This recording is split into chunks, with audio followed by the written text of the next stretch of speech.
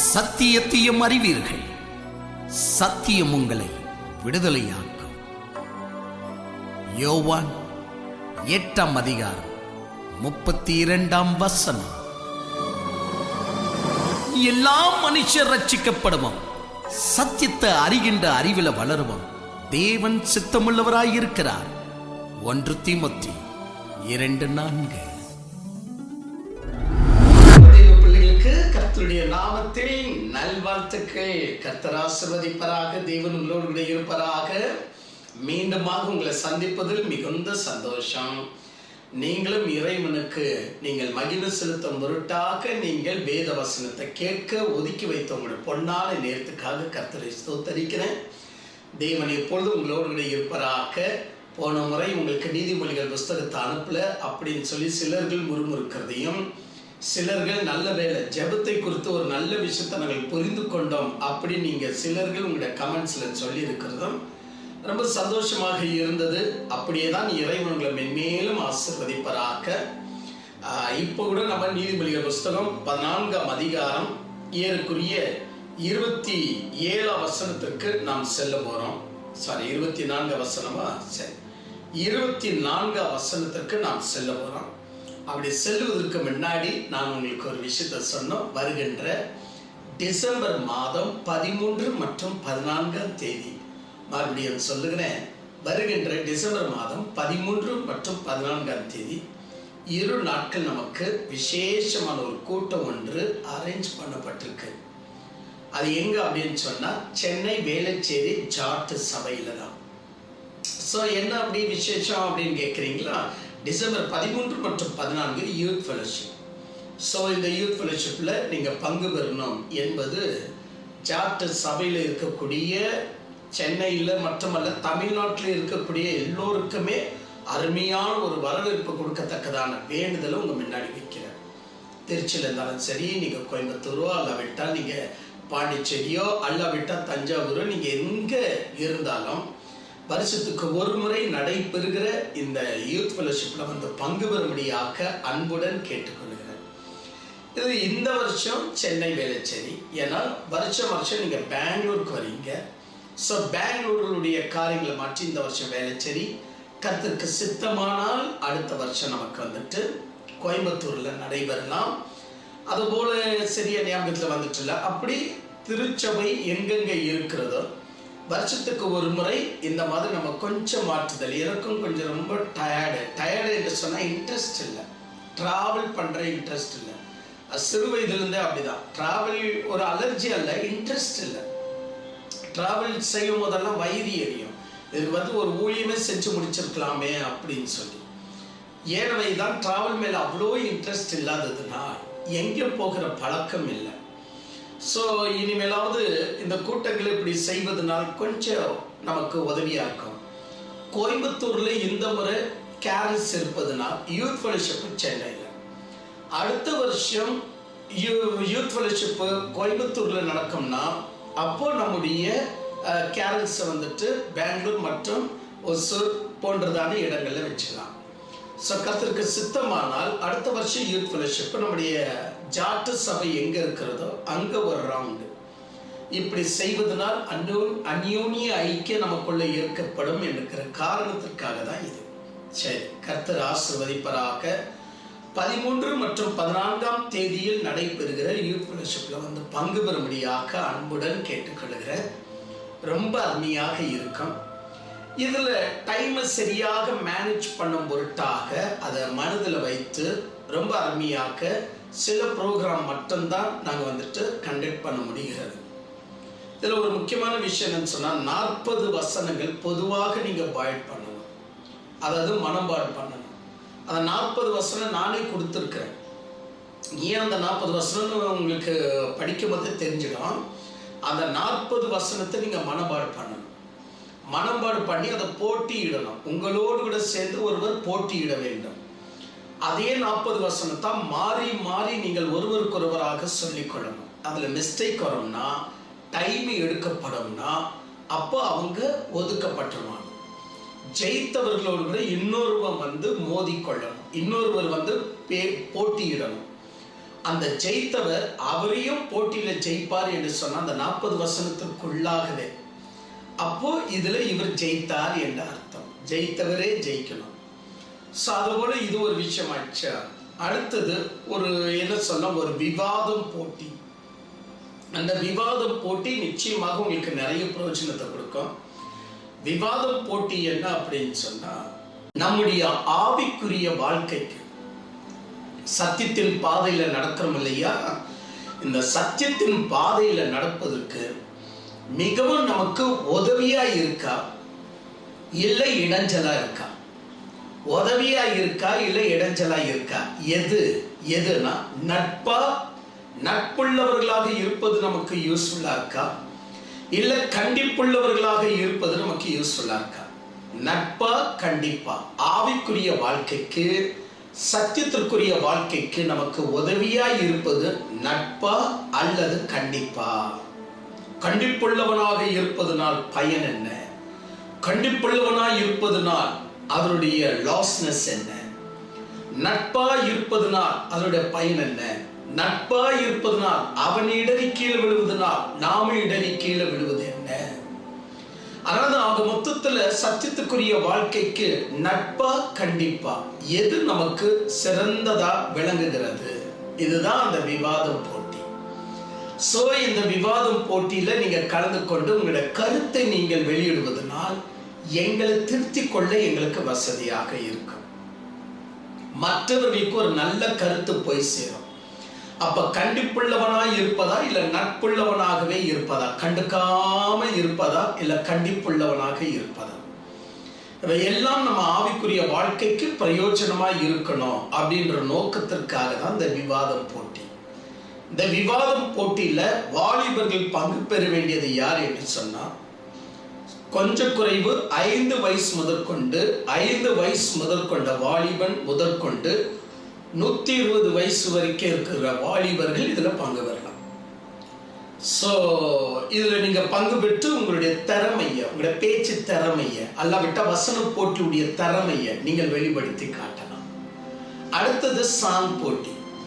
Song போட்டி என்பது உங்களுக்கு ஒரு கேரக்டர் சொல்லப்படும். அந்த கேரக்டரை நினைகூர்ந்து தான் நீங்க பாடலை பாடணும். முதலே நாங்க சொல்ல மாட்டோம். அந்த நேரத்தில் உங்களுக்கு ஒரு கேரக்டர் சொல்லப்படும். அந்த கேரக்டர் சொல்லப்பட்டு உங்களுக்கு 1 நிமிடம் தான் டைம். அந்த 1 நிமிடத்திலே நீங்க யோசித்து அதே கேரக்டருக்கு ஏற்றபடியா ஒரு பாடல் ஒன்றை நீங்க பாடணும். இதுதான் பாடல் போட்டி. உங்களுக்கு அதெல்லாம் யூஸ்ஃபுல்லா இருக்கும் அப்படின்னு நான் நினைக்கிறேன். கர்த்தர் ஆசீர்வதிப்பாராக. தேவன் உங்களோடு கூட இருப்பாராக. இப்படி பாடல் போட்டி நீங்க பங்கு பெறுவது நிமித்தமாக எந்தெந்த இடத்துல எந்தெந்த பாடலை பாடினால் யூஸ்ஃபுல்லா இருக்கும் என்ற ஒரு சின்ன ஒரு அனலைஸ், அல்லாவிட்டால் ஒரு சின்ன அட்வைஸ், அல்லாவிட்டால் அந்த அனலைஸ் உங்களுக்கு ஏற்கப்படும். ஒரு யூத் ஃபெலோஷிப் நடத்தினாலும் அதுலேருந்து ஏதாவது பெனிஃபிஷியல் உண்டாகணும் இல்லையா? இதெல்லாம் மனசுல வைத்துத்தான் இந்த மாதிரி ஒரு அரேஞ்ச்மெண்ட். அப்படி செஞ்சா சரியான ஒரு வழிமுறைக்குள்ள போகும் அப்படின்னு தான் இதெல்லாமே நம்ம கொடுத்துருக்கிறோம். யூத் ஃபெலோஷிப்குள்ள இருக்கக்கூடிய இந்த விஷயங்கள் எல்லாம் பங்கு பெறுங்க. இனியும் நிறைய விளையாட்டுகள் இருக்கலாம். அந்த டைமை பொறுத்து தான், அந்த டைம் எப்படி அது செயல்படுகிறது, அந்த டைமை பொறுத்து தான் சில விளையாட்டுகள் எல்லாம் இருக்கும். உங்களுக்கு எடுத்துக்காட்டால ஒரு 4 விளையாட்டுகளை ஒரு யூத் ஃபெலோஷிப்ல ஒரு 4 விஷயங்களை மட்டும்தான் பேனர்ல போட்டிருக்கிறேன். 2 மணிக்கு ஆரம்பிக்கப்படுகிற இந்த கூட்டம், மத்தியானம் 2 மணிக்கு ஆரம்பிக்கப்படுகிற கூட்டம், சரியாக நமக்கு வந்துட்டு கொஞ்சம் குறைவு நமக்கு இந்த கூட்டம் 7 o'clock நைட்டு 7 மணிக்கு முடிவடையும். நீங்க கொஞ்சம் இளைப்பார்வை சாப்பிட்டு இளைப்பான்று ஞாயிறுல நீங்க எந்திரிச்சு அடுத்த வேலை கவனிக்க, அதாவது அடுத்த வர்ஷிப்புக்குள்ள போக உங்களுக்கு வசதியா இருக்க 7 மணிக்கெல்லாம் முடிச்சிடும். கர்த்தர் ஆசீர்வதிப்பாராக. ஐயோ 1 நிமிஷம் பிரதர், நாங்களும் தோமியார் பிளேஸ்க்கு வரலாமா அப்படின்னா கண்டிப்பா வரலாம். அப்படி வரணும்னா நீங்க சாட்டர்டே 6 மணிக்கெல்லாம் வேளச்சேரி சபையில இருந்தாதான் முடியும் இல்லையா? ஐயோ பிரதர் அப்படியெல்லாம் வேண்டாம், நாங்க நேரம் ஸ்பாட்டுக்கு வந்துடுறோம் அப்படின்னா ரொம்ப புத்திசாலித்தனம். வாங்களேன், ரொம்ப அருமை. நீங்கள் அப்படி வருவீர்கள் என்றாலே எங்களுக்கு சந்தோஷம்தான். தோமையா பிளேஸ்க்கு நீங்க வருவீங்க அப்படின்னா தாராளமாக வாங்க. கர்த்தர் ஆசீர்வதிப்பாராக. சிறு பிள்ளைகளுக்காக அந்த இடத்துக்கு நாங்க போயிட்டு இருக்கிறோம். நாம ஏற்கனவே பார்த்த இடம் தான். நான் அந்த காலத்துல 94 நான் போகும்போது இருந்த அந்த கலர்ச்சி, அந்த பிளேஸ் நினைச்சாலும் இப்ப கிடைக்காது. அட்லீஸ்ட் இப்ப இருக்கிறதாவது பார்க்க வாருங்களேன், அதுதானே நல்லது. 94 நீங்க வர மிஸ் பண்ணியிருப்பீங்கன்னா அட்லீஸ்ட் இப்போது பார்க்கலாம் இல்லையா, அந்த சிறு பிள்ளைங்களோடு கூட சேர்ந்து. சரி, கர்த்தர் ஆசீர்வதிப்பாராக. ஆல்ரெடி நிறைய பேர் நம்முடைய ஒசூர் சபைக்காரங்க மற்றும் சூரானம், அதாவது மதுரை சபைக்காரங்க, கோயம்புத்தூரை பற்றி நான் இன்னும் கேள்விப்படலை, மற்றும் பீனியா சபைக்காரங்க போன்றதான பிள்ளைங்க வருகிறதாக நான் கேள்விப்பட்டேன். ஸோ அதனால ஏன்னா இதெல்லாம் ஒரு 2 வாரத்துக்கு முன்னாடி இதனுடைய அனௌன்ஸ்மெண்ட்டை நான் பெங்களூரில் செஞ்சுருந்தேன். அந்த பிள்ளைங்க எல்லாம் ஒத்துழைச்சாங்க. ஸோ அதனால நீங்கள் எல்லோரும் வந்தாலே எங்களுக்கு சந்தோஷம். அடுத்தது 14ஆம் தேதி ஞாயிற்றுக்கிழமை 8 மணிக்கு கூட்டம் ஆரம்பிக்கப்படும். திருவிருந்து. நீங்கள் பேனரை பார்க்கும்போது ரொம்ப குதூகலமான வார்த்தைகளை போட்டிருப்பேன். ரா போஜனம், ராஜா போஜனம், ராஜா கீதம், ராஜாவின் வார்த்தை அப்படின்னு போட்டிருப்பேன். இது என்ன ரைமிங்ஸ் வேர்டு நினைக்கிறீங்களா? அப்படி கிடையாது. ரா போஜனம் அந்த இடத்துல இருக்குன்னு அர்த்தம். வேலைச்சேரி சபையில நம்ம எல்லோரும் ஐக்கியமா கூடுவதனால் ரா போஜனம் ஒழுங்கு செய்யப்பட்டிருக்குன்னு அர்த்தம். ராஜா போஜனம் என்று சொன்னால் பொதுவா நம்முடைய என்ன பண்ணுவோம், ஏதோ அன்னைக்கு பசிக்கு ஆற்றுதலுக்காக ஒரு குழம்பு ஒரு சாப்பாடு சாப்பிட்டுட்டு நம்ம உடனே ட்ரெயினை பிடிச்சுன்னு வந்துடுவோம். ஆனா இந்த முறை இந்த யூத் ஃபெலோஷிப்காக கொஞ்சம் ராஜா போஜனமா இருக்கட்டுமே அப்படின்னு கொஞ்சம் யோசித்து அதை நாங்க ரெடி பண்ணியிருக்கிறோம். ஐயோ, அப்ப கட்டணம் எவ்வளவுங்க? கட்டணம் எல்லாம் கிடையாது. இது யூத் ஃபெலோஷிப் தானே. நான் என்ன சத்தியத்தின் பெருவிழாவை நடத்த போறேன். ஸோ சத்தியத்தின் பெருவிழா நடத்துவது கொஞ்சம் டஃப்பான விஷயம், உங்களுக்கு தெரியும். யூத் ஃபெலோஷிப் என்பது நீங்கள் எங்களுடன் ஃபெலோஷிப் கொள்வதோ நாங்கள் உங்களுடன் ஃபெலோஷிப் கொள்வது சந்தோஷமான காரியம். கட்டணம் எல்லாம் கிடையாது. ஸோ ஏனவைதான் இந்த ராஜா போஜனை இருக்கட்டும் அப்படின்னு. பின்ன ராஜா பாடல் சொன்னீங்களா? ஆமா, ராஜா பாடல் என்று சொன்னால் கேரல்ஸுக்கு உண்டான அந்த பாடல் சென்னைக்கு இந்த முறை இல்லாததுனால் சென்னையில நம்முடைய பிள்ளைகள் பாடுவார்கள் என்று நான் நினைக்கிறேன். அது கேட்டதான மியூசிக், அதை கேட்டதான தயார் நிலையில அந்த பிள்ளைங்க எல்லாமே ரெடி ஆயிட்டு இருக்காங்க.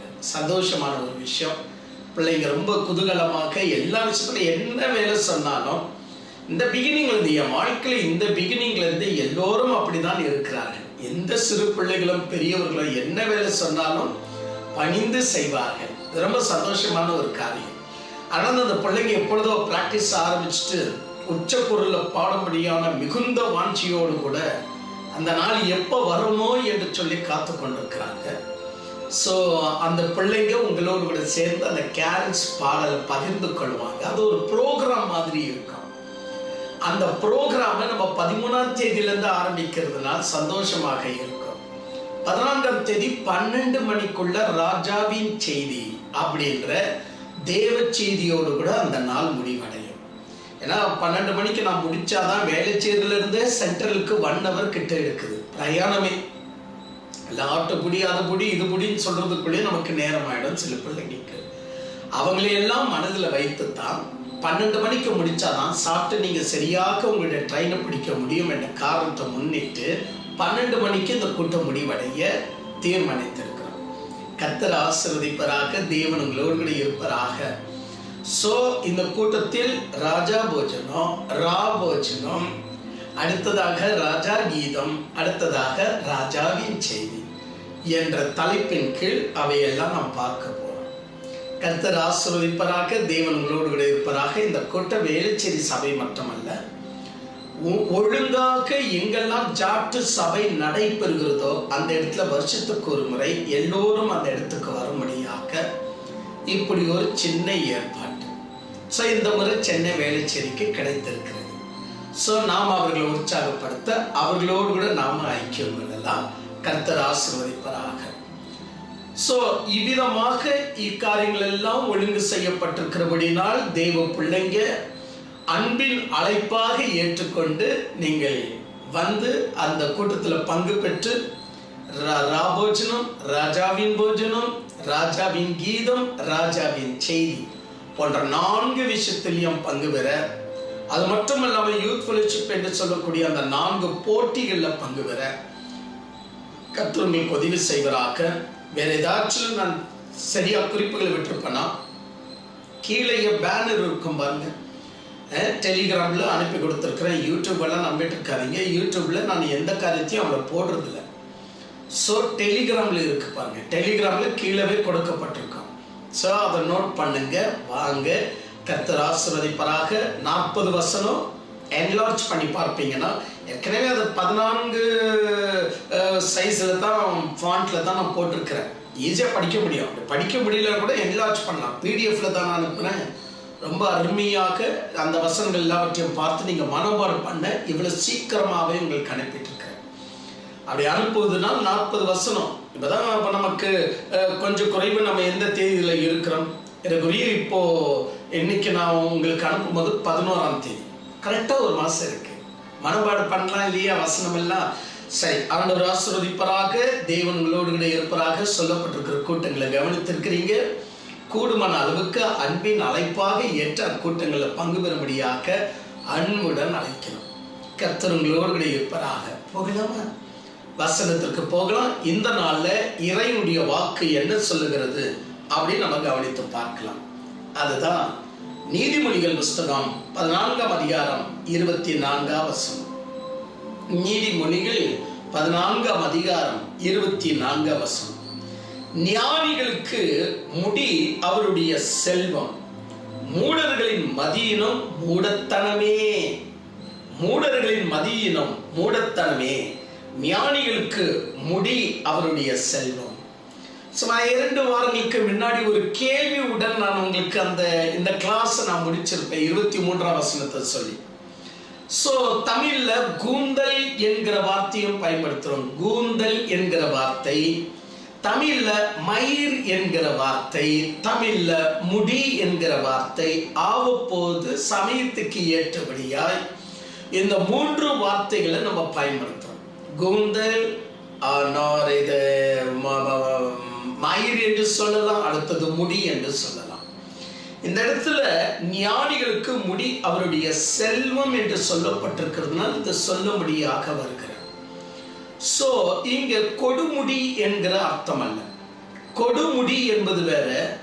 நம்ம சாதாரணமாகவே நம்முடைய தமிழ் மொழியில முடி என்பது நம்ம தலையில இருக்கக்கூடிய இந்த முடியை தான் ரோமங்கள், அதாவது ரோமங்கள், கூந்தல், மயிறு போன்றதான இத்தனை வார்த்தைகளை நம்ம தமிழ்ல இவ்வளவு செல்வாக்கு நிறைந்த ஒரு வார்த்தைகளை வச்சிருக்கோம். ஒரு கஞ்ச பிச்சாரித்தனமாக ஏதோ ஒரே ஒரு வார்த்தை அல்ல. தமிழ் ஒரு செல்வாக்கு நிறைந்த வார்த்தை. எது எடுத்தாலும் 4-5 வார்த்தைகள் சரி போட்டோம். இப்படி இந்த இங்க சொல்லப்பட்டிருக்கிற ஞானிகளுடைய முடி அவருடைய செல்வம். அப்ப ஞானிகள் முடி வச்சுக்கணுமா? அதுக்குதான் அப்துல் கலாம் முடி வெட்டுறதே இல்லையா? அதுக்குதான் அப்துல் கலாம் தலை கூட வர மாட்டேங்கிறாரா? ஓ, சயின்ஸா மாறுறவங்க, கிட்டார் வாசிக்கிறவங்க, மியூசிக்ல இருக்கிறவங்க இதுக்குதான் முடிய பெருசா வச்சுக்கிறாங்களா? ஓ, இப்பதான் புரியுதுங்க. ஞானிகளுடைய முடி அவருடைய செல்வம் அப்படின்னு. ஆஹா, ரொம்ப அருமையா இருக்குங்க இந்த வசனம் அப்படின்னு என்ன பண்ணிடாதீங்க. மனத்தன்மையாக இந்த வசனத்தை அப்படி நினைச்சிடாதீங்க. அப்படி நினைக்க போனா ஊதாரிங்க கூட முடிய விட்டுங்கிறாங்க. நிறைய முடி தொங்கின்னு கிடக்குது. ஊதாரிங்க, தேவையில்லாத துன்மார்க்குங்க, நம்ம ரவுடி அப்படின்றோம் பாருங்க. இதை போன்ற சில தாதாக்கள் இவங்க எல்லாருமே முடி வளர்க்குறாங்க. இந்த கிரிக்கெட் விளையாடுங்க, ரேஸ்ல போறங்க, கண்டவங்க எல்லாம் இன்னைக்கு என்ன செய்கிறோம்? நம்ம முடிய நீளமா வளர்த்து அது போலீஸ் கைக்காரர்களால் அகப்பட்டு அது ஒரு ஃபைன் கட்டி அது எச்சரிக்கப்பட்டு இதை போல நம்முடைய இந்தியாவில் முடி வளர்ப்பது என்பது ஒரு ஸ்ட்ரிக்ட்னஸ் இருக்கு. ரொம்ப சந்தோஷம். அது அர்த்தமில்லாமல் முடி வளர்க்கிறது என்பது போலீசார்களுக்கு நாம் பதில் கொடுக்க வேண்டியதான நிலை இருக்கு. ரொம்ப சந்தோஷம். சரி, எப்படி இருக்க இதுதான் ஞானிகளுடைய முடி என்று பைபிள் சொல்லுதா? கண்டிப்பா கிடையாது. ஏன் சொன்னா ரோமங்கள் என்று எதுக்கு யூஸ் பண்றோம்? கூந்தல் என்று எதுக்கு யூஸ் பண்றோம்? மயிர் என்று எதுக்கு யூஸ் பண்றோம்? முடி என்று எதுக்கு யூஸ் பண்றோம், இது எல்லாமே நம்ம தெரிஞ்சிக்க வேண்டியது அவசியம். இந்த விஷயம் நான் ஆல்மோஸ்ட் சிசிக்கு 351 கொடுத்துருப்பேன்னு நான் நினைக்கிறேன். இப்போ நான் இந்த இடத்துல சொல்லவா வேண்டாமான்னு எனக்கு புரிய மாட்டேங்கிறது. கூந்தல், மயிறு, முடி, ரோமம் இதுக்கெல்லாம் அர்த்தம் சொல்லி இருக்கணுமா அப்படின்னு. ஏன்னா அங்க தூபப்பீடம் வருது. அந்த தூபப்பீடத்துடைய அளவை பார்க்கணும்னா அங்க நான் இந்த மயிரை சொல்லியே தீரணும். சரி விடுங்க, இங்கேயும் சொல்லிடுறேன். எப்போ ஒரு அளவுக்கு மேல் முடி வளருது இல்லையோ, நம்ம நடைமுறை தமிழ்ல பேசலாம், பெங்களூரோ இல்லை விட்ட சென்னை தமிழ்ல பேசலாம். முடியும்னா உங்களுக்கு உடனே புரிஞ்சிடும், இந்த இதான் முடியலையா. ஓகே, அப்போ ஒரு அளவுக்கு மேல் முடி வளரல அப்படின்னா அதுக்கு பேர் தான் ரோமங்கள். அப்போ இது என்ன அப்படின்னா ரோமங்கள். இதுதான் நம்முடைய கையில இருக்கிறது. நம்முடைய ஆங்காங்க சில காலு இந்த மாதிரி எல்லாம் வளருது இல்லையா, இந்த மாதிரி முடிங்கெல்லாம் வந்துட்டு அளவோடு கூட தான். அளவுக்கு மிஞ்சி எல்லாம் வளராது. அளவுக்கு மிஞ்சி வளரல அப்படின்னா ரோமங்கள் அப்படின்னு சொல்லுவாங்க. ஸோ இங்க வளர்ற முடிங்களுக்கெல்லாம் பேரு ரோமங்கள் அப்படின்னு. அடுத்தது என்னன்னு சொன்னா, பெண்களுக்கு நீளமாய் வளரும். அது வந்துட்டு என்ன இல்லை அப்படின்னு சொன்னா அளவு என்பது இல்லை. முடி, அதாவது அதான் நான் ஆரம்பத்திலே சொல்லிட்டேன், நடைமுறை தமிழ்ல பேசுவோம் அப்படின்னு. அளவுக்கு மிஞ்சி அளவே இல்லாம இருக்கக்கூடிய முடிகளுக்கு கூந்தல் என்று பெயர். சோ பெண்கள் பற்றி பேசணும்னா முடின்னு சொல்லக்கூடாது, கூந்தல் என்று தான் சொன்னேன். ஏன்னா அது அளவுக்கு மிஞ்சி வளர்கிறது, அளவுக்கு மிஞ்சிதான் அவர்கள் வைத்திருக்கிறார்கள். அப்படி சொல்லும் போது அதை நாம் கூந்தல் என்று நாம் சொல்லக்கூடியவர்கள். சோ இப்போ அடுத்தது என்ன அப்படின்னா முடி. அடுத்தது முடி என்று சொல்வது பொதுவாகவே முடி என்று சொன்னால் அது ஒரு நடைமுறை தமிழ்ல அதுவும் ஒன்று உள்ள சேர்ந்துச்சு. ஏனவைதான் முடி என்பது எல்லாத்துக்குமே சேர்த்துத்தான். முக்கியமா முடி என்று எப்போ குறிப்பிடுவாங்க அப்படின்னு சொன்னா, தரையில விழுது பாரு, அப்ப அது கூந்தல்னு சொல்லக்கூடாது. எப்போ வெட்டப்பட்ட அந்த கூந்தல் தரையில விழுந்துருதோ, எப்போ அது உதிர்தோ, தரையில விழுந்துச்சுன்னா அதுக்கு பெயர் முடி. ஸோ இப்படி எல்லாம் ஒரு முறையாக புரிந்து கொள்ள வேண்டியது அவசியம். பிரதர், இதெல்லாம் எங்க இருக்கு, கொஞ்சம் அர்த்தம் சொல்லிட்டா நல்லா இருக்குமே. இதுக்கெல்லாம் யார் புத்தகத்தையா வெளியிடுமா? இதெல்லாம் புத்தகம் வெளியிடுற விஷயமா? நாம எங்கெங்கேயோ இத்தியாசங்களை வாசிக்கும் போது நினைவுக்கு அந்த விஷயத்த நான் சொல்லிட்டு இருக்கேன். தலையிலேயோ உடம்புலயோ இருக்கிற முடி கீழே கொட்டிச்சு அப்படின்னா, வெட்டிட்டோம் அப்படின்னு சொன்னா கீழே விழுந்ததுக்கு பேர் தான் முடி. அவங்க முடியெல்லாம் எடுப்பா அப்படின்னு சொல்லணும். இதை வந்து அந்த கூந்தல் எல்லாம் பெருக்கப்பா அப்படி வராது, இந்த ரோமங்கள் எல்லாம் எடுப்பா அப்படி வராது, அந்த மயிரெல்லாம் எடுப்பா அப்படி வராது. அது முடி என்று தான் வரும். கீழே கொட்டிச்சுன்னா முடி என்று வரும். ஐயோ, நான் வெயிட் பண்ணிட்டு இருக்குதே அந்த மயிர் தான், அதை பத்தி சொல்லாம இதெல்லாம் இழுத்து அடிக்கிறீங்களே. சரி, அதுக்கே வர மயிர் என்று சொல்ல வேண்டிய நேரம் இருக்குங்க. அதுக்கு ஒரு நேரம் இருக்கு, காலங்கள் இருக்கு. இப்ப நான் சொன்னேன் இல்லையா, ஒரு கூந்தல் என்று சொல்லுவதற்கு ஒரு அர்த்தம், கூந்தல் என்று சொல்லுகிறோம், ரோமங்கள் என்று சொல்லுகிறோம். சில இடங்களில் ஜென்ஸுகளுக்காகவே முடி என்று சொல்லுகிறோம். முக்கியமா ஜென்ஸுகளுக்கு முடியும் தான் பழைய தமிழ்ல பயன்படுத்தப்பட்டிருக்கு அப்படின்னு யூஸ் பண்ண. ஆனா இந்த மயிர் என்று சொல்லக்கூடிய ஒரு நேரம் எது அப்படின்னா, அளவு பார்க்கக்கூடிய நாட்கள் இருந்துச்சு. அதனாலதான் நான் சிசிக்கலை சொல்றேன்னு சொன்னேன். தூபபீடம், இந்த தூபபீடத்தை கணக்கிடணும்னா பழைய காலத்துல எல்லாம் கணக்கிடுதல் எப்படின்னா, அங்க நான் இன்னும் டீட்டெயிலா சொல்றேன். இப்ப நான் சுருக்கி சொல்றேன், இங்க டீட்டெயில் வேண்டாம் நான் நினைக்கிறேன். நீங்க சிசிக்கு 351 நான் நினைக்கிறேன். தூபபீடத்தை பற்றி சொல்லும் போது மயிருடைய லக்கம் அதுல சொல்லப்படும். அப்போ அங்க போய் நம்ம கூந்தல், இந்த வியாபாரத்துக்கு வரும்போது மயிர் என்ற வார்த்தை வரும்.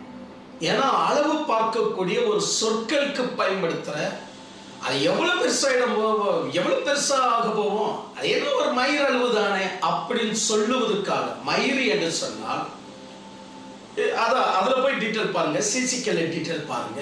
ஏன்னா எல்லாத்தையும் இங்கே சொல்லிட்டேன்னா சிசிக்கு கலர்ச்சியா இருக்காது.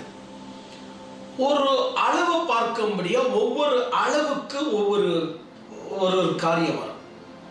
அப்போ ஒரு முழம் என்று சொல்லுவதற்கு முன்னாடி, ஒரு முழம் அப்படின்னு சொல்லுவதற்கு முன்னாடி முந்திக் கொள்ளக்கூடிய அளவின் பெயர் தான் மயிறு. அது இந்த கூந்தலை குறிக்கிற விஷயம்.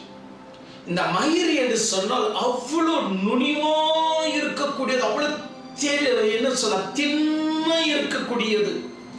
தின்னுன்றோம் இல்லையா இதுல இங்கிலீஷ்ல, அந்த மாதிரி தமிழ்ல நம்ம சொல்லப்போம்டா அவ்வளவு தின்னா இருக்கக்கூடிய அந்த லேயர், அந்த முடி, அந்த கூந்தல், அந்த ரோமம், ஏதாவது ஒண்ணு புரிஞ்சுக்கங்களேன். அதற்கு ஒரு அளவுகோலுக்கு சொல்லக்கூடிய வார்த்தை தான் மயிறு. சோ புரிந்திருக்கும் என்று நான் நினைக்கிறேன். இப்போ இங்க என்ன சொல்லப்படுகிறது, நீங்க வாசிக்கும் அது புரிந்ததா? இப்போ ஞானிகளுக்கு முடி அவருடைய செல்வம் சொல்லப்படுது. ஞானிகளுக்கு முடி அவருடைய செல்வம். இந்த முடி, ஜென்ஸ், நீங்க தான் சொன்னீங்க ஜென்ஸுங்களுக்கு முடி என்று வார்த்தைகளை பயன்படுத்துவாங்க, கரெக்டா? அப்படின்னா எனக்கும் இன்டர்பிரிட்டேஷன் வருது நான் நினைக்கிறேன் மாஸ்டர், ரொம்ப சந்தோஷமா இருக்குன்னு பொங்காதீங்க, கொஞ்சம் இருக்கு. ஞானிகளுக்கு முடி அவருடைய செல்வம் என்று சொல்லுவது, ஞானி என்று சொல்லுவது இங்க எந்த விதமான பாலினம் குறிப்பிடல, அதாவது ஜெண்டர் குறிப்பிடல. ஒரு ஸ்திரீகளுக்கு கூட நம்ம ஞானின்னு சொல்லலாம், ஜென்ஸுக்கு கூட நம்ம ஞானின்னு சொல்லலாம். ஞானி என்ற வார்த்தை பாலினம் சேர்க்கப்படாத ஒரு வார்த்தை.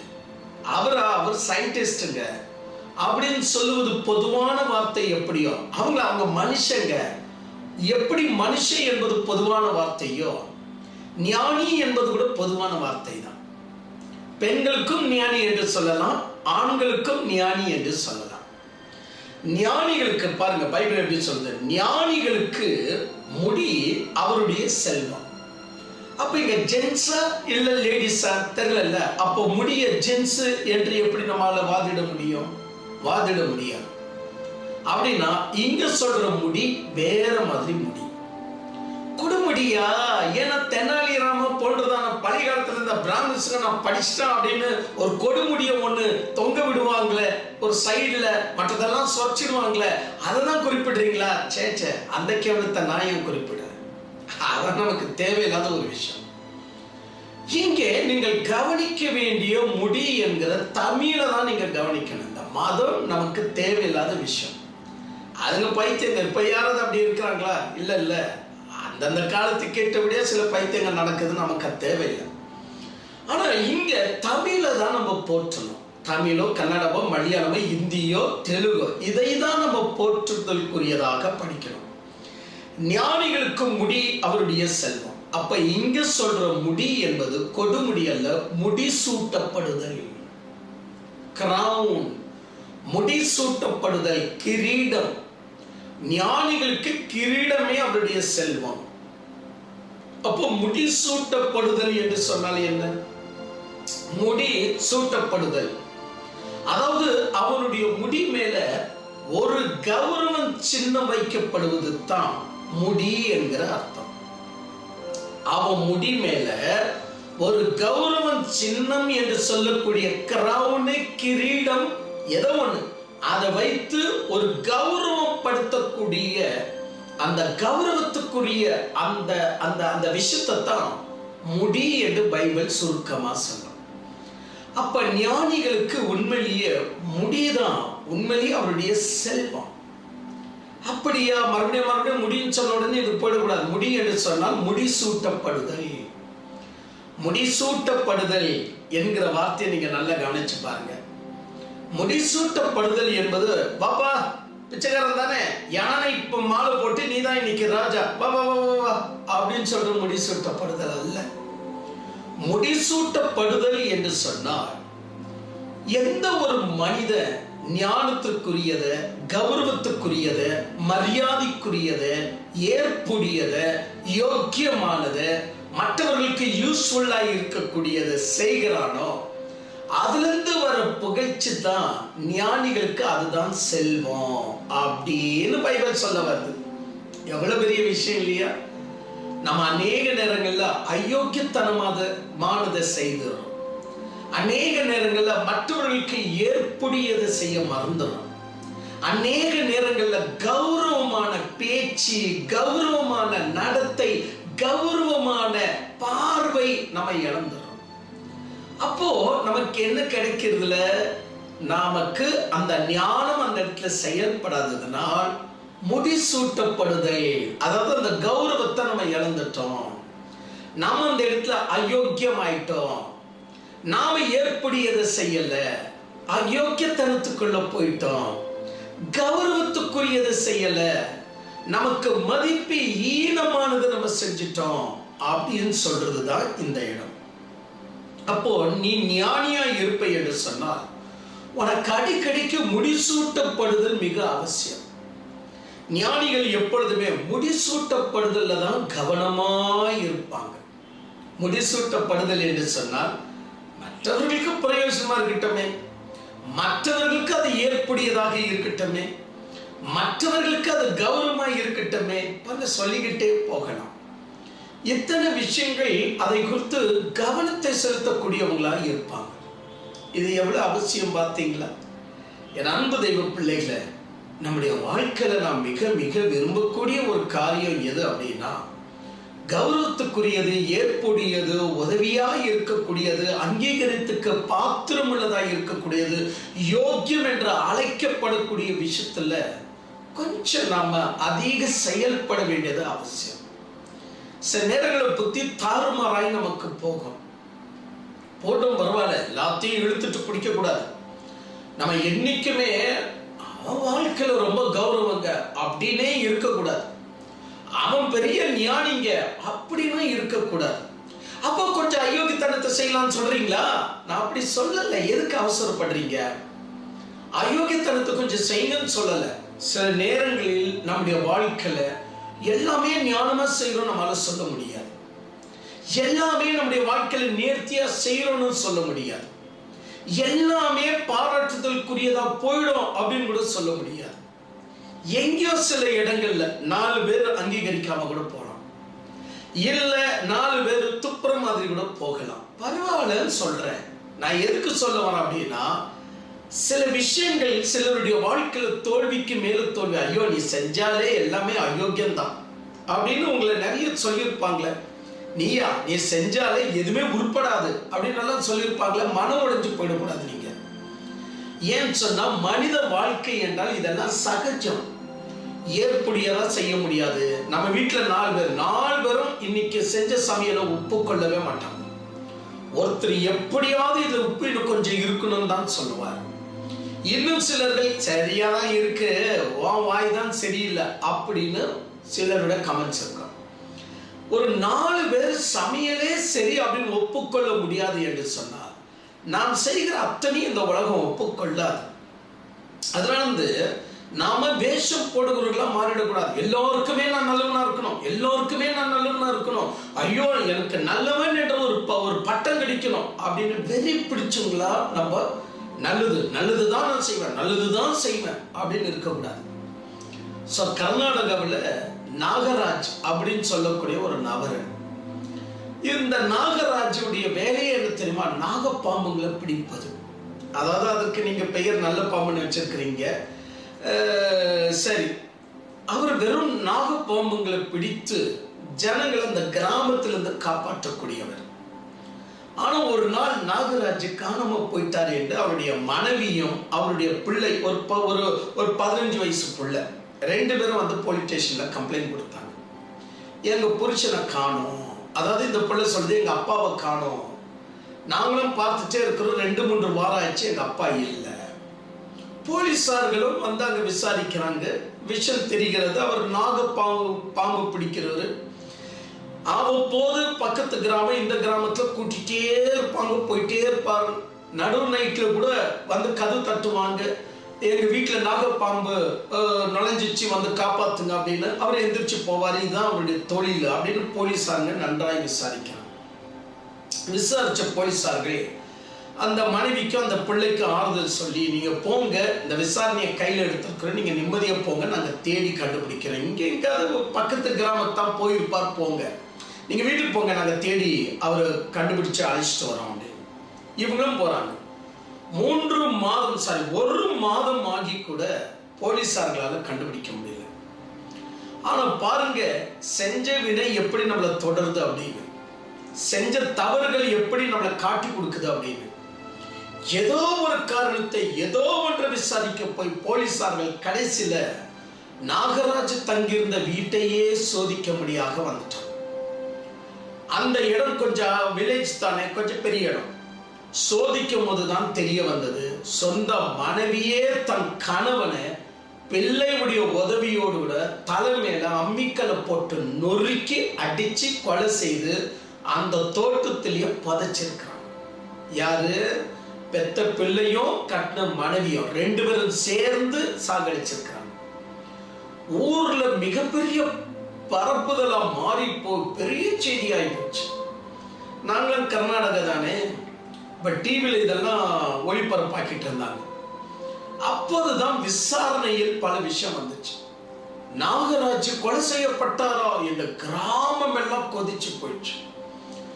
அதுவும் கொலை செய்தது வேற யாரும் அல்ல, சொந்த மனைவியே பெத்த பிள்ளையே கொலை செஞ்சிருக்கிறான்னு சொல்லும்போது கிராமத்துக்காரங்களுக்கு ஒண்ணுமே செய்ய முடியாம போச்சு. எல்லாருடைய வாயில என்ன தெரியுமா? அவர் ரொம்ப நல்லவருங்க, அவர் ரொம்ப நல்லவருங்க, அவர் ரொம்ப நல்லவருங்க.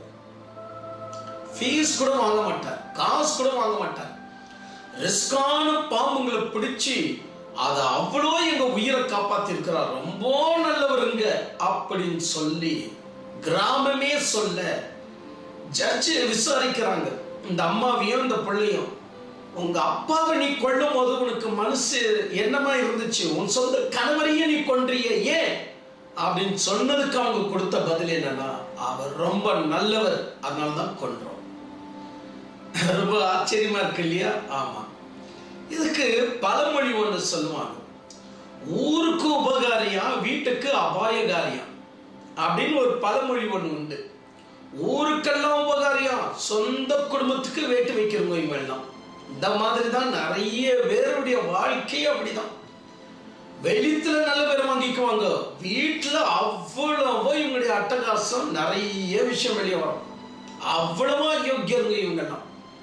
வெளியதான் ஐயோ சாந்தம் சாந்தம் சாந்தம், ஐயோ வீட்டுல இவங்களுடைய அட்டகாசம் தான் அதிகம். ஒரு மனைவி கிட்ட பேசுற விதம், மனைவி கிட்ட உறவாடுற விதம், நண்பர்கிட்ட சர்ச்சில் இருக்கிற விதம், ஐயோ ஒரு இடமும் தெரியாது. இவங்களுடைய மைண்ட் என்ன தெரியுமா? நம்ம நல்லவன், நம்ம நல்லவன், நல்லவன் என்ற பட்டத்தை எப்படியாவது நம்ம வாங்கிக்கணும். அப்படி அழைஞ்சி அழைஞ்சி அழைஞ்சி அந்த என்னமோ ஹோட்டலில் குடிக்கிற அந்த டீக்காக மட்டும்தான் அங்க நல்லவனாகவும் பொறுமை உள்ளவனாகவும் சாந்தம் உள்ளவனாக இருப்பாங்க. ஆனா இவங்க கூட நம்ம இருந்துட்டோம்னு வச்சுக்கோங்க, இவங்களை போல அயோக்கியர்கள் வேற யாருமே இல்லைன்ற விஷயம் வெளியே வரும்.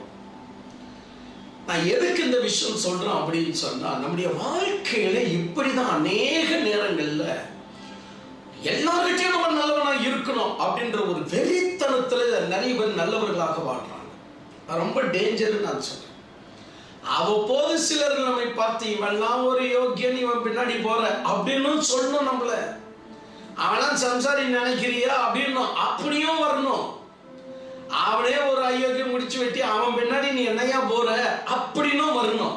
ஆனா விஷயம் என்ன அப்படின்னா, நம்ம ஞானிகளாய் இருக்கிற ஒரு விஷயம் வந்துட்டு, நம்ம ஞானமாய் செயல்படுகிற ஒரு விஷயம் என்பது அது நமக்கு தெரிகிறது. நம்ம யாருக்கு செஞ்சுட்டு இருக்கிறோம், எதுக்கு செஞ்சுட்டு இருக்கிறோம், யாருடைய ஒரு இன்ஃப்ளூயன்ஸ்ல இது எல்லாம் போயிட்டு இருக்கிறது என்பதை அதான் பைபிள் ஒரு வாசகம் வாசிக்கிறோம் பாருங்க. எதை செய்தாலும் ஏற்புடைய சத்தியத்துக்கு ஏற்புடையதாக செய்யுங்கள். எதை செய்தாலும் கர்த்தருடைய நாம மகிமைக்கென்று செய்யுங்கள் என்பது வேறங்க. எதை செய்தாலும் கர்த்தருடைய நாம மகிமைக்கென்று செய்யுங்கள் என்பது வேற. அதே நேரத்தில் எதை செய்தாலும் சத்தியத்திற்கு ஏற்புடையதாக யோக்கியம் உள்ளதாக செய்யுங்கள் சொல்றது அது வேற. இந்த 2 வசனம் ஒரு வசனம் அல்ல. ஸோ ஏனவைதான் நம்முடைய வாழ்க்கையில நம்ம ஏன் செய்யறோம் எது செய்யறோம் நம்மளுக்கு புரிந்திருந்தா, சத்தியத்தை நாம் அப்கிப் செய்வதற்காக உயர்த்தி வைப்பதற்காக சில இடங்களில் நமக்கு அயோக்கியர்கள் பரவாயில்ல, சில இடங்களில் நாம் ஏற்புடையவர்கள் அல்ல பரவாயில்ல, சில இடங்களில் அநீதி கெட்டவர்கள் பரவாயில்ல. ஆனா இந்த வசனத்தை நீங்க நல்லா கவனிச்சு பாருங்க. ஞானிகளுக்கு முடி அவருடைய செல்வம். இப்போ என்னுடைய செல்வம் எது அப்படின்னு சொன்னா, எனக்கு உண்டான ஒரு செல்வம் எது அப்படின்னு சொன்னா, நான் ஞானமாய் நடப்பதுதான் என்னுடைய செல்வம். அதுதான் உண்மையிலேயே செல்வம். தந்திரமாவே நடக்கிறது வேற, அது கூட ஞான மாதிரி தோணும், ஆனா அது தந்திரம், ரொம்ப நாள் செல்லாதது. தந்திரமாய் நடக்கிறது வேற, ஞானமாய் நடக்கிறது வேற. சோ நீதிமொழிகள் புஸ்தகம் இதை சொல்லுது. நம்ம அநேக நேரங்கள்ல ஓடி ஓடி போய் மற்றவங்களுடைய வீட்டை விட நம்ம வீடை இன்னும் கொஞ்சம் எக்ஸ்ட்ரா பொருள்களால நிரப்பி காட்டுவோம். எக்ஸ்ட்ரா அந்தஸ்து உள்ளவர்களாக இருப்போம். இங்க வந்து இங்க வாங்க எறும்பாங்க, இங்க வேற டைல்ஸ், கிச்சனுக்கு வேற டைல்ஸ், பெட்ரூம்க்கு வேற டைல்ஸ், அங்க பாருங்க மேல கூட டைல்ஸ் ஒட்டி வச்சிருக்கிற, வெளியே போய் பாருங்க மொட்டை மாடி எல்லாம் டைல்ஸ் தான். இதெல்லாம் நமக்கு உண்மையிலேயே பூஷணம், அல்லாவிட்டால் கௌரவம், அல்லாவிட்டால் செல்வம். இதல்ல சேர்த்து சேர்த்து சம்பாதிச்சு பேங்க்ல இருக்கிற செல்வத்தை காட்டுவது நம்முடைய செல்வம் அல்ல. அப்ப எது உண்மையிலேயே நம்முடைய செல்வம் என்று சொன்னால், உண்மையிலேயே நம்முடைய மனசு எப்போ சந்தோஷப்படும் அப்படின்னா, பேங்க்ல வச்சிருக்கிற அமௌண்ட்டை விட ஞானமா நடந்த நடத்தையில தான் நம்முடைய மனசு எப்பொழுதும் சந்தோஷப்படும். நீங்க ஒவ்வொரு முறை ஒவ்வொரு செயல் நீங்க செஞ்சு பாருங்க, உங்களுடைய மனசு எதுல சந்தோஷப்படுது அப்படின்னு. அப்போ நீங்க செல்வாக்கு, ஒரு உதாரணமா நான் எவ்வளவு அமௌண்ட் சொன்னேன்னு எனக்கு புரிய மாட்டேங்கிறது. உங்க பேங்க்ல ஒரு 50 லட்சம் இருக்கு. அந்த 50 லட்சம் இருக்கு என்ற காரணத்துல நீ சந்தோஷமா இருந்து பார்க்கலாம். சொல்றேன், சந்தோஷமா இரு. ஒரு 4 பேருக்கு காட்டு பார்க்கலாம், என் பேங்க்ல 50 லட்சம் இருக்குங்க, என் பேங்க்ல 50 லட்சம் இருக்குங்க, என் பேங்க்ல 50 லட்சம் சொல்லி பார்க்கலாம். நீ சொல்லிக் கொள்ளவே முடியாது. எப்போ பேங்க்ல கம்மியா அமௌண்ட் இருக்கோ அப்போ புக்கை தூக்கி மேல வச்சிடுவோம். ஏன் தெரியுமா? யார் வேணுமாலும் பார்த்துக்கிட்டே என்கிட்ட இவ்வளவுதான் இருக்கு. அதிகமாக தான் ஒழிச்சு வைக்க ஆரம்பிக்கணும். அப்ப பாருங்க, நமக்கு நாமே சந்தோஷப்பட்டுக்கிறது சந்தோஷமா? சரி, அது விடுங்க. நான் எதுக்கு சொல்றேன், செல்வம் என்று சொல்லக்கூடிய பொருளாதார ரீதிகள் நமக்கு உண்மையான சந்தோஷம் அல்ல. நம்முடைய உள்ளம் எப்ப சந்தோஷம் அடையுது அப்படின்னா, எப்போ நீ ஞானமாய் செயல்பட்டியோ அப்பதான் சந்தோஷம் அடையுது. சிலர்கள் ரொம்ப தந்திரமா செயல்படுவாங்க. சண்டைகளை மூட்டுவது, இன்னொருத்தனை வெறுமையாக்கி காட்டுவது, அவனை ஜீரோவாக்குறோம் பாரு, அந்த சர்ச்சுக்கு யாருமே போகக்கூடாது, எப்படி பண்றோம் பாரு, எல்லாம் அவங்களுக்கு சந்தோஷத்தையும் கொடுக்காது. அற்பமான சந்தோஷம், ஃபேஸ் கட்டே மாத்திடும். ஆனா உண்மை சந்தோஷம் எது தெரியுமா? இந்த நேரத்துல விட நான் ஞானமா தான் நான் நடந்தேன் அப்படின்றோம் பாருங்க. ஒவ்வொரு விஷயத்திலையும் ஞானமா நடக்கிறோம் பாருங்க, நம்முடைய ஃபேஸ் கட்டை வேற மாதிரியா வைக்கும். அது மட்டுமல்ல, அந்த ஞானத்தின் செயல் தான் மனசுல படம். மனசுல பட்டவுடனே மனசு அப்படியே பூரிப்படைய செய்யும், சந்தோஷம் அடைய செய்யும். இந்த விஷயத்தை நீங்க கண்டீர்களா? காணணும். ஒரு சின்ன வேடிக்கையான ஒரு கதை சொல்றேன். ஒரு கிராமஸ்த நிலத்துல வேலை செஞ்சுட்டு இருக்கும் போது ரொம்ப அருமையான இவ்வளவு பெரிய தங்க கட்டி கடிச்சிச்சு. நம்ப மாட்டீங்க, இவ்வளவு பெருசுங்க. ஒரு செங்கல் அளவுல தங்க கட்டி படை கழுத்துது. ஐயோ, அவனுக்கு சந்தோஷம் பொறுக்க முடியல. ஐயோ, இவ்வளவு பெரிய தங்க கட்டியா, இவ்வளவு பெரிய தங்க கட்டியா. சுத்தினம் பார்த்தா யாருமே இல்லை. என்ன பண்ணா, அது அப்படியே துணியில சுட்டிட்டு வந்தான். இப்ப வீட்டுல வச்சா கண்டுபிடிச்சிருவாங்க, மனைவிக்கு தெரிஞ்சிடும், மனைவி அவங்க அம்மா அப்பாவுக்கு சொல்லுவா, அந்த குடும்பத்துக்கு தெரிஞ்சிடும். எல்லாருமே எனக்கும் பங்கு வேணும்னு கேட்பாங்க, எங்க கஷ்டத்துக்கு உதவுன்னு கேட்பாங்க. யாருக்கு எவ்வளவுதான் கொடுக்கறது? இவ்வளவு பெரிய தங்க கட்டி கோடி கணக்கில் போவோம். ஐயோ, என்ன செய்யலாம், கை ஓட மாட்டேங்குது, கால ஓட மாட்டேங்கிறது, என்னை யாரையும் ஏமாற்ற முடியாது என்று சொல்லி தன் வீட்டு பக்கத்துல ஒரு பள்ளத்தை தோண்டி, அது செங்கல் லெவல்ல இருக்குங்க. அந்த தங்க கட்டி பழைய காலத்தது யாரை வச்சதுனால இவருக்கு கிடைச்சிச்சு. அதை ஒழிச்சு வச்சு அது மேல மண்ணு மூடிட்டு தெரியாத மாதிரி வீட்டுக்கு வந்துட்டார். போது காலையில எந்திரிச்சு வேலைக்கு போறோம்னு சொல்லி ஃபர்ஸ்ட் இதை தோண்டி எடுத்து அப்பாட இருக்கு அப்படின்னு வச்சுட்டு மண்ணு மூடிட்டு போயிடுவார். ஒரு நாள் இப்படி அவர் திறந்து பார்க்கும் போது கரெக்டா அதே சைஸ்ல அதே வெயிட்ல ஒரு செங்கல் அங்க இருக்கு, தங்க கட்டி இல்ல. பதறி போயோ, ஐயோ என் தங்க கட்டி போயிடுச்சு, பதறி போய் அழுது கூச்சல் போட்டு அவங்க எல்லாருமே வந்தாங்க. அவங்க வீட்டுல இருக்கிறவங்க, அந்த பக்கத்துல வயல்வெளியில இருக்கிறவங்க, அவங்களே எட்டி பார்த்தாங்க, என்ன ஆகி போச்சு அப்படின்னு. ஐயோ, நான் மோசம் போயிட்டேன், இந்த தங்க கட்டி ஆக்சுவலி இந்த தங்க கட்டி இப்ப செங்கலா மாறிடுச்சு. எல்லாரும் கேட்டாங்க, என்னில இருந்து இது தங்க கட்டியா, இது எப்ப இருந்து இது இருக்கு அப்படின்னு. கிட்டத்தட்ட 1.5 மாசமா டெய்லி நான் பார்த்து பார்த்து வச்சுட்டு இருக்கிறேன். டெய்லி தங்க கட்டித்தான். இன்னைக்கு தான் அது செங்கலா மாறி இருக்கு. இன்னைக்கு தான் செங்கலா மாறிச்சு. ஐயோ ஐயோ அப்படின்னு நேரத்துல புரண்டு அழ ஆரம்பிச்சான். அப்பா அவனுடைய மனைவி சொல்லிச்சா, டெய்லி எடுத்து எடுத்து பார்த்து அதே இடத்துல வைக்க, அது தங்கமா இருந்தா என்ன, செங்கலா இருந்தா என்ன, பேசாம வச்சுட்டு மண்ணை மூடிட்டு அடுத்த வேலை போய் கவனிங்க அப்படின்னு சொல்லிச்சான்.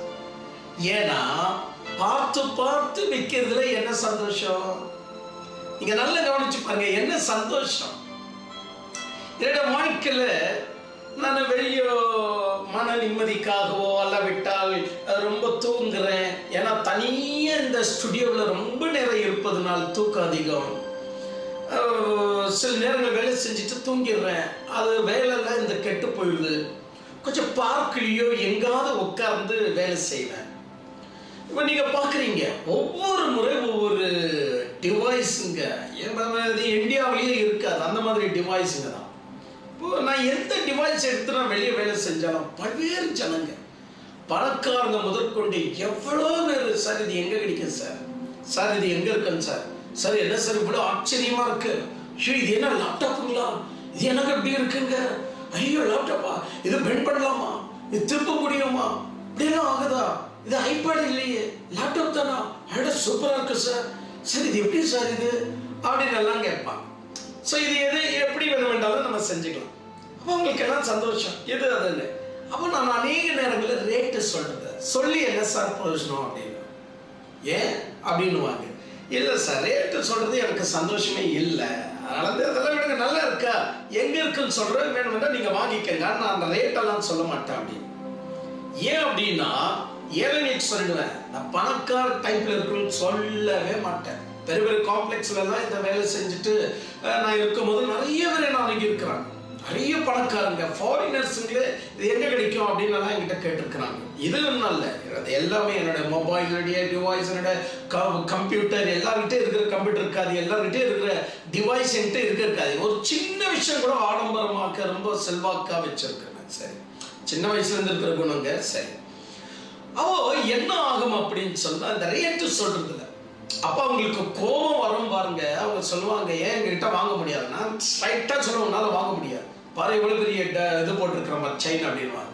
செயின் போடதான் தெரியும் உனக்கு, இதெல்லாம் வாங்குற யோகியத்தை உங்ககிட்ட இருக்காது அப்படின்னு அவ்வளவு கோபமா பேசுவேன். இதெல்லாம் நீ நினைச்சாலும் வாங்க முடியாது, நீ வேணும்னா இன்னொரு சௌரன் வாங்கிக்குவே, ஆனா இதெல்லாம் யூஸ் பண்ற தைரியம் உங்ககிட்ட வராது. நாங்க சௌரன் வாங்க மாட்டோம், ஆனா இதை வாங்குற தைரியம் எங்களுக்குள்ள வருது. நான் எதுக்கு சொல்றேன் அப்படின்னு சொன்னா, யூஸ்ஃபுல்லா இருக்கிறத செய்ய மாட்டாங்க. இவங்க செத்து இவங்க பாடை மேல கூட போட முடியாதோ என்பதை போல இருக்கிற நகை நட்டுகளை வாங்குவோம். யாரோ ஒருத்தன் முட்டாளு ஒருத்தன் போட்டிருந்தான், ஒரு கனவை கார் வாங்கினான், ஒரு கனவை கார் வாங்கினாப்லையும். அந்த காருடைய விலை எவ்வளவு அப்படின்னா 20 லட்சமா. அந்த முட்டாளை பத்தி சொல்றேன் கேளுங்க. கனவை கார் வாங்கினாப்லையா 20 லட்சமா.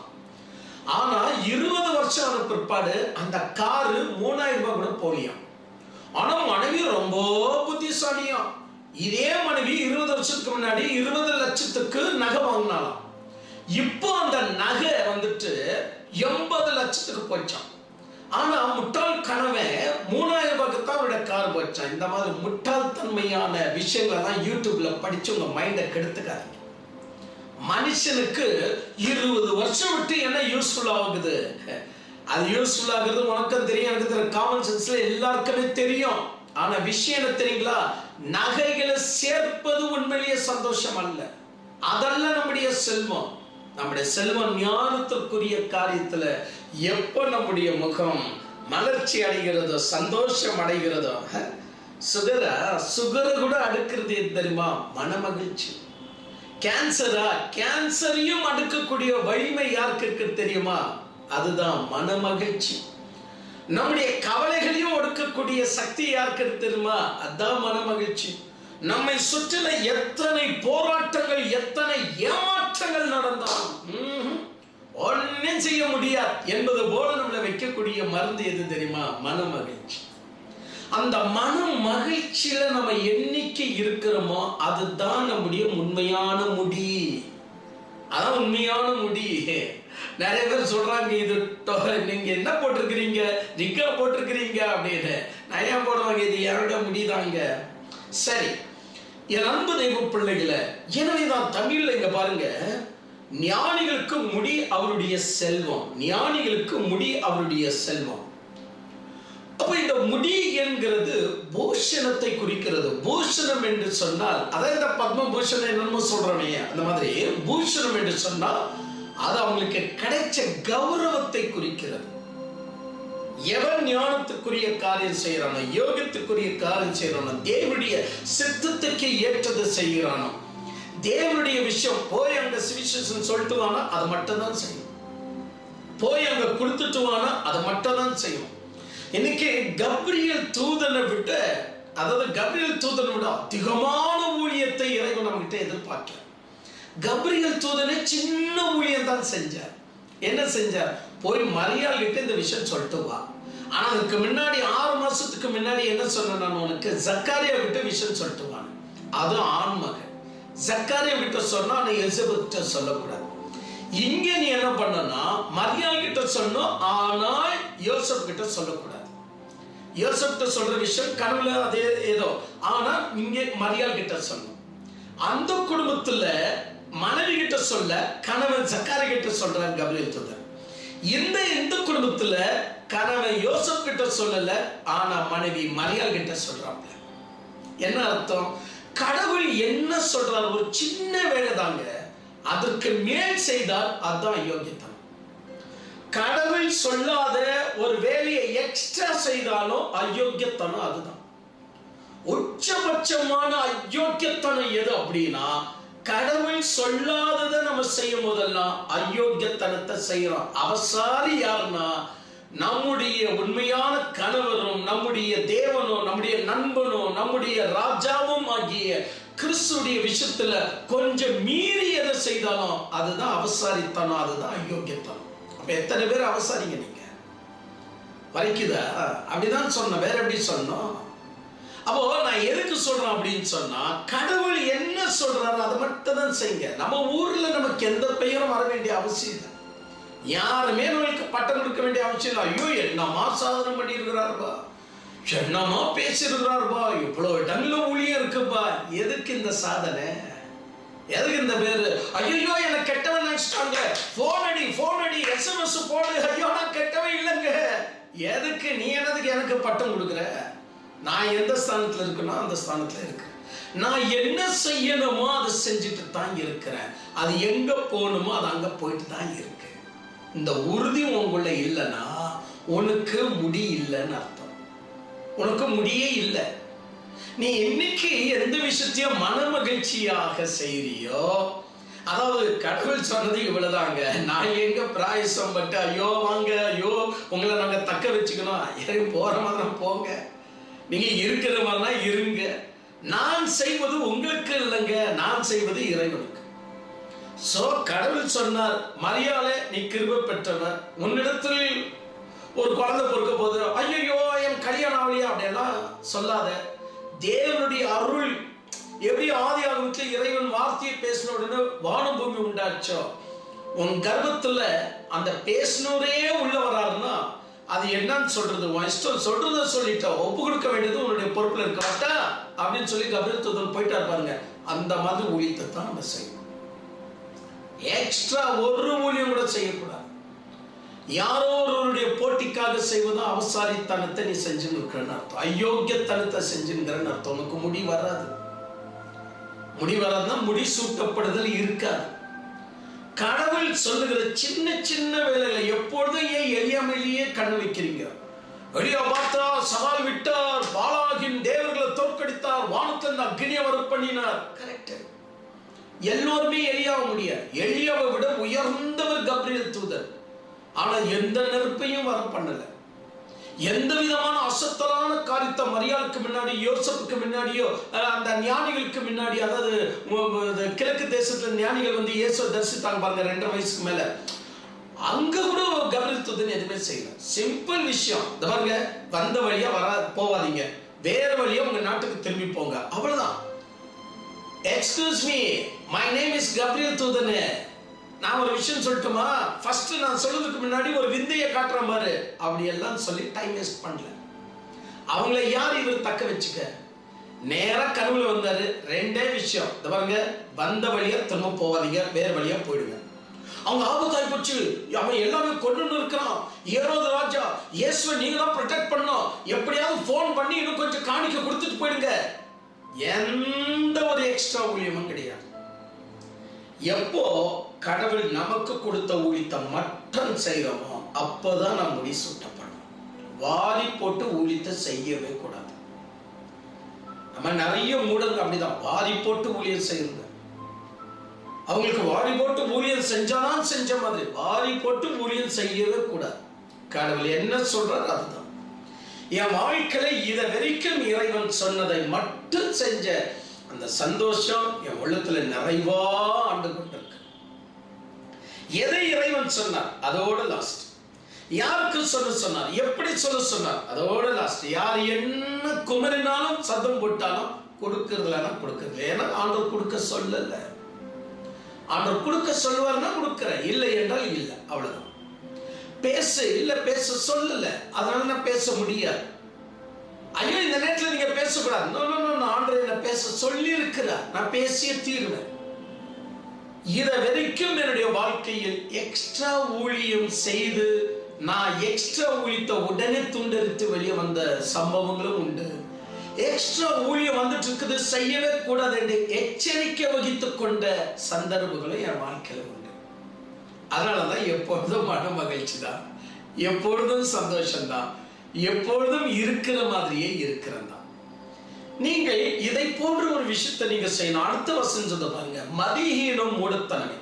மூடர்களின் மதியீனம் மூடத்தனமே. இந்த மூடர்களுக்கு எது செய்யணும் எது செய்யக்கூடாது, எது கரெக்டா இருக்கணும் அவங்களுக்கு எதுவும் தெரியாது, இழுத்து போட்டு செய்வாங்க. செஞ்சு கொஞ்சம் தூரம் போன பின்புதான் செஞ்சதே தப்புன்னு உணர்ந்த உடனே ஒழிஞ்சுக்குவாங்க. எவ்வளவு பெரிய ஒரு மதியீனம் பார்த்தீங்களா? இந்த போல ஊழியத்தில் கூட நிறைய பேர் இப்படி ஈடுபட்டு இருக்கிறத நான் பார்த்திருக்கிறேன். எடுத்து போட்டு செஞ்சு கடைசியில் ஒழிஞ்சுக்குவாங்க. ஏன்னா அது வெக்கப்பட்டு போயிட்டுக்குவாங்க. என்னமோ சவால் விட்டோம், ஆனா இப்படி திருப்பி அடிக்கும் நம்மளுக்கு தெரியலையே, இப்படி அது திருப்பி மாறும் தெரியலையே. அப்போ என் வாழ்க்கையில ஏதோ செஞ்சு போய் ஐயோ எப்படி ஆகி போச்சு, வெக்கப்பட்ட சந்தர்ப்பமே கிடையாது. நான் என்னை பற்றி சொல்லுகிறேன் என்று பிரியமானவர்களே, அப்படி நினைக்காதீர்கள். என்னை பற்றி உயர்வாக பேசுகிறது அல்ல, நான் உங்களுக்காக சொல்லுகிறேன். நீங்கள் இப்படி இருக்கணும். ஐயோ இதை நான் தப்பா செஞ்சுட்டேங்க, ஏதாவது செஞ்சனும் செய்வதற்கு முன்னாடி இறைவனுடைய பெர்மிஷனோடு கூட செய்யுங்க. தேவன் உங்களுக்கு வெளிப்படுத்துகிறத செய்யுங்க. காமன் சென்ஸ் உங்களுக்குள்ள இந்த உணர்த்துகிறது, அதான் ரொம்ப முக்கியம். காமன் சென்ஸ் உணர்த்துகிறது. சும்மா கடவுள் சொன்னார் காமன் சென்ஸ்ல யோசிக்கணும் ஃபர்ஸ்ட், பிறகுதான் கடவுளுடைய சென்ஸ். ரமணஸ்ரீவுடைய விஷயத்தெல்லாம் வாசிக்கும் போது அப்படியே தியானம் பண்ணி அப்படியே வந்து இறந்த நிலைக்கு போயிட்டார். இந்த டுபாக்கூர் கதையெல்லாம் பேசிட்டு வாழ்க்கையை கெடுத்துக்காரு. ஆவியோடு சிந்திக்கணும், உண்மையோடு சிந்திக்கணும். தன்னை எறும்பு கடிக்கிறது கூட தெரியாம சிந்திக்கிறதெல்லாம் காமன் சென்ஸ் கிடையாது. அதுல ஒரு எழுவும் கிடைக்காது. அமானுஷ்ய சக்தி வேணும் என்றால் நமக்குள்ள புகுந்துரும். நல்ல கவனிக்கணும், அமானுஷ்ய சக்தி வேணும் என்றால் நமக்குள்ள புகுந்துருமே ஒழிய சத்தியம் நமக்குள்ள வராது. சத்தியம் என்னைக்குமே நமக்குள்ள உருவாக்குவது சத்தியம் அல்ல. அது ரமணஸ்ரீயா இருந்தாலும் ராமானுஜரா இருந்தாலும் உங்களுக்குள்ள உருவாக்கி கொள்வது சத்தியம் அல்ல. அதனால்தான் கிறிஸ்து தெளிவா சொன்னார், நான் சத்தியத்தை குறித்த சாட்சி கொடுக்கும்படி வந்த, என் சாட்சி மெய்யானது என்பது அந்த மேலானவருக்கு தெரியும். என் சாட்சி மெய்யானது என்பது என்னை விசுவாசிக்கிறவர்களுக்கு தெரியும். சத்தியம் என்னைக்குமே அவுட் சைடு இருந்து வரக்கூடியது. அசுத்தம் மட்டும்தான் நமக்குள்ள இருந்து வரக்கூடியது. பரிசுத்தம் மட்டும்தான் வெளிக்கிருந்து வரக்கூடியது. சாகர நிலையில் அப்படியே தியானம் பண்ணி போயிட்டு அப்படியே ஞானம் வந்துச்சு. இந்த கதையெல்லாம் வேண்டாம். ஒரு முறை இருக்கு, ஒரு வழிமுறை இருக்கு. காமன் சென்ஸ் ஃபர்ஸ்ட் யோசிக்கணும். டைம் ஆயிடுச்சு நான் நினைக்கிறேன். எனவே கர்த்தர் ஆசீர்வதிப்பாராக. கூட்டமுடைய விளக்கம் சொல்லியிருக்கிற இந்த விஷயம் கூட இவ்வளவு நேரம் நான் சொல்லிட்டு இருந்தேன். கர்த்தர் உங்களோடு கூட இருப்பாராக. கர்த்தர் உங்களை மென்மேலும் ஆசீர்வதிப்பாராக. எழுந்திருப்போமா, மணல் படிடுவோமா, சிரங்களை தாழ்த்தி கொண்டு கொடுக்கப்பட்ட வசனத்திற்காக நன்றி செலுத்துங்க. தேவன் உங்களோடு கூட இருப்பாராக.